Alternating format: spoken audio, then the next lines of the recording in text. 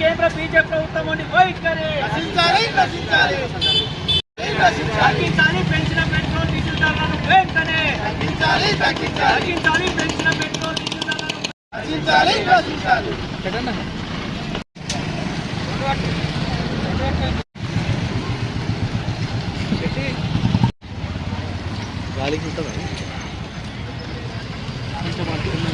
తగ్గించాలి పెంచిన petrol diesel ధరలను వెంటనే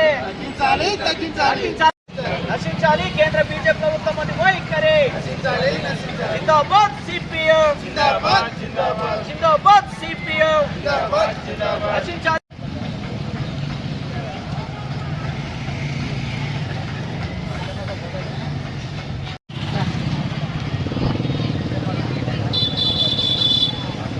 దుబ్బాక మండల కేంద్రంలో సిపిఎం పార్టీ ఆధ్వర్యంలో కేంద్ర బీజేపీ ప్రభుత్వము దిష్టిబొమ్మ దానం చేయడం జరిగింది. ముఖ్యంగా నిన్ననే కేంద్ర ప్రభుత్వము పెట్రోల్ డీజిల్ పైన 3 రూపాయలు, అదేవిధంగా సిఎన్జి పైన 2 రూపాయలు పెంచి దేశ ప్రజల యొక్క నడ్డు విరిచేటువంటి దుర్మార్గమైన చర్యలకు చేపడతా ఉంది.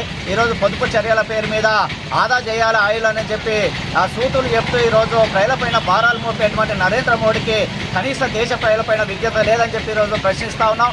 వీటితో పాటు అంతర్జాతీయంగా క్రూడ్ ఆయిల్ ధరలు పెరిగినటువంటి దొంగ చాటుతోటి ఈరోజు కార్పొరేట్ కంపెనీలు అంబానీ, అదానీ లాంటి వాళ్లకు ఈరోజు లాభాలు ఆర్జించేందుకు ఈరోజు ధరలు పెంచింది. గతంలో ఈరోజు అంతర్జాతీయ క్రూడ్ ఆయిల్ ధర $50 పడిపోయిన సందర్భంగా ధరలు తగ్గించలేదు.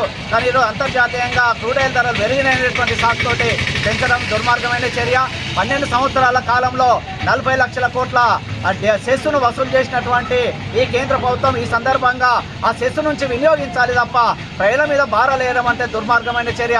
ఈరోజు ధరలు పెరుగుతూ ఉన్నాయి, ఉపాధి కల్పనలో సన్నగిలుతూ ఉన్నాయి, రైతాంగానికి గిట్టుబాటు ధరలు లేవు. ఈరోజు నిరుద్యోగ సమస్య విపరీతంగా పెరిగింది.